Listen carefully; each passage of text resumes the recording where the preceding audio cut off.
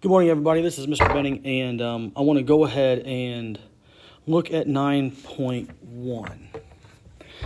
We're going to look at radicals. We kind of talked about them in chapter 6 a little bit, but I want to kind of look at them just a little bit more.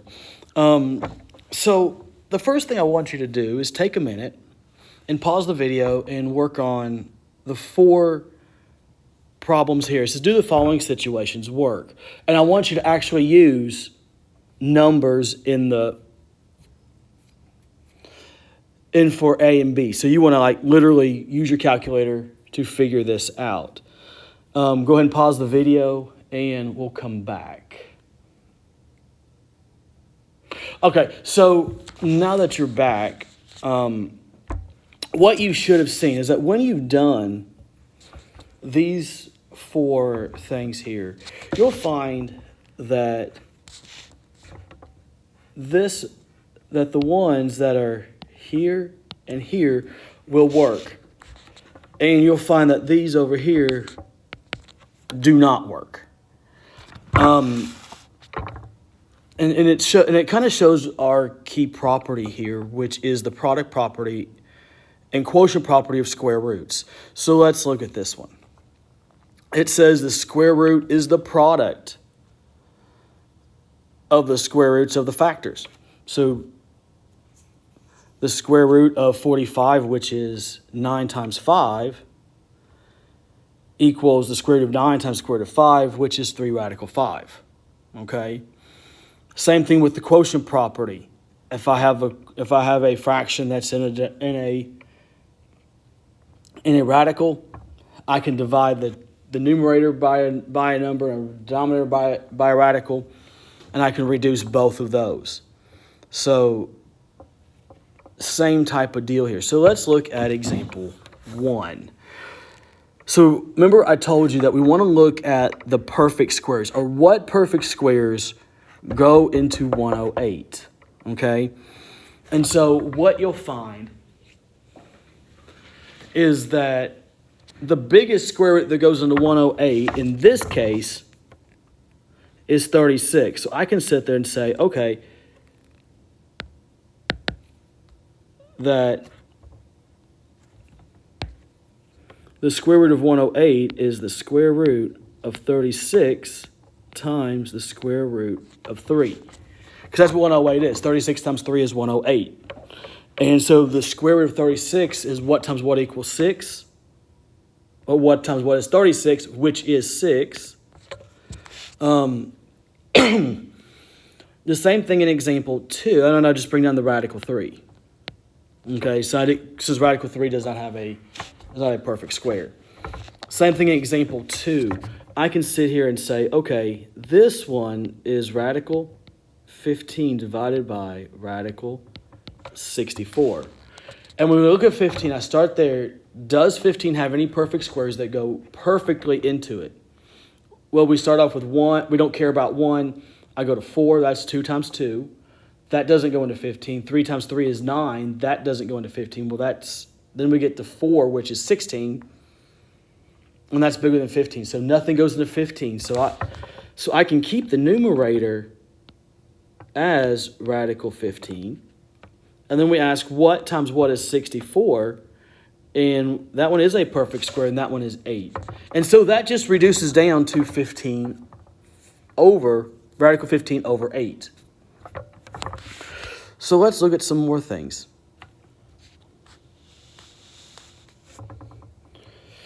So we could say the product and quotient properties of square roots can be extended to any root if the index or the indexes are the same. And for our case, we use cube roots.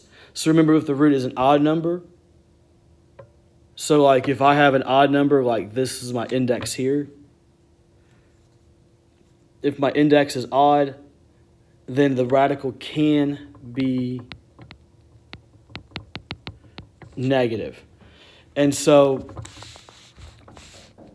this one here is that we can go ahead and look at some things. So we want to look at negative 128. So I want to know numbers that go into our perfect cubes. And so this one's a little bit harder. So I can say, okay, the perfect cube of 128 that goes into is 64. So I can say the cube root of negative 64 times the cube root of 2. And I'll go ahead and put the negative with the perfect cubed. And so that one is 4 or negative 4 times the cube root of 2. Same thing over here. This one is the cube root of 9 divided by the cube root of 216. Well, the cube root of 216 is 6. So the cube root of 9 divided by the cube root, divided by 6. So now we want to look at some properties in the denominator. So like one thing we can't do is that our denominator cannot have a radical.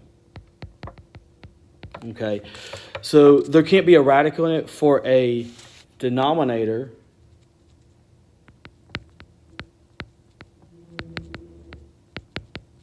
to be proper. You must multiply the top and bottom by the same radical to rationalize.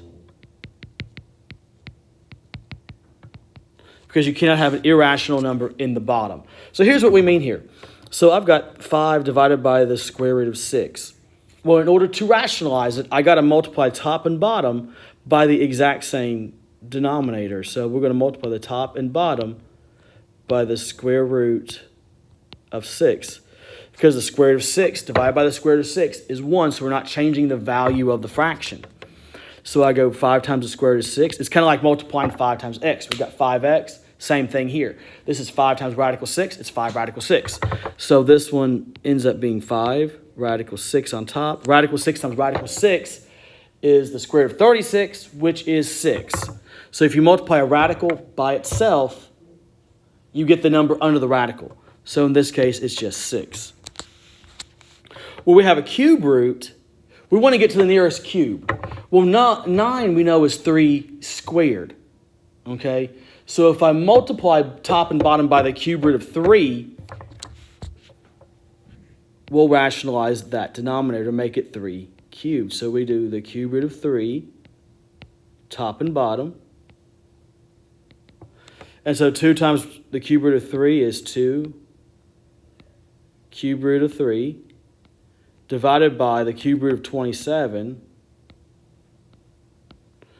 which is 2 cube root of 3 all over 3. And I will tell you, the one you really need to know are the square roots, because that one you'll see a lot in other subjects.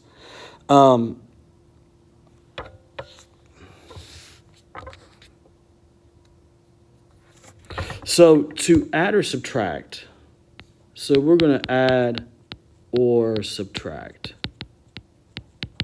With radicals, you must have the exact same radical, like you have the exact same variable, to add or subtract like terms. So, for example, I can't add radical 3 plus radical 4. You have to leave it alone, okay?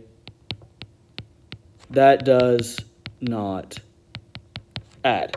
They have to be exactly the same, like I have here in the 2 radical 5 and 3 radical 5. So we just add, all you do here is we write down radical 5 and we add 2 and 3 together, which is 5, and you get 5 radical 5. Example 8, we can do both addition and subtraction. I've got all cube roots of 7, so we'll do cube root. So I'll go just write down my cube root of 7, and we just add the numbers. So I got 1 minus 3, which is negative 2. Negative 2 plus 5 is 3. So you end up 3 times the cube root of 7.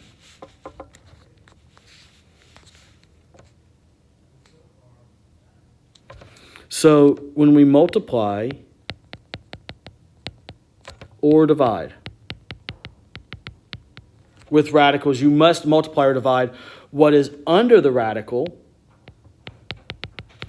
to normalize the numbers if the radicals have the same index. All right, so when we have the same index, we have to, that's the only reason we can do the radicals. So on this one, I want you to look at example 9 here, where I've got the square root of 10 times the square root of 2,500. And all you're doing literally is multiplying those together. So you end up with the square root of 10 times 250, which is 2,500. And the square root of 2,500, when you put it in the calculator, is not the square root of 50, but just 50. So the same thing on example 10 if you want to divide. If we divide, we'll go ahead and divide that out. So I take 250 divided by 5, which ends up being the cube root of 50. And there are no perfect cubes that go into 50, so you just leave it as the cube root of 50. All right, so what I want to finish up with is a property here. It says the distance in miles that you can see in the horizon with your eye is h feet above the ground is given by d equals square root of 3h over the square root of 2. How far can you see if your eye level is 5 feet above the water? So we know that the 5 feet here is going to be h. So I literally just have an equation that when we put it together, we have d equals the square root of 3 times 5 over the square root of 2. So d equals the square root of 15 over the square root of 2. And they want you to rationalize it first. So they may want to rationalize the denominator. So you multiply top and bottom by the square root of 2. And so d equals the square root of 30 over 2, which when you get your calculator, you'll go ahead and get an answer. That is, if you give me a second, is 2.738. 2.738.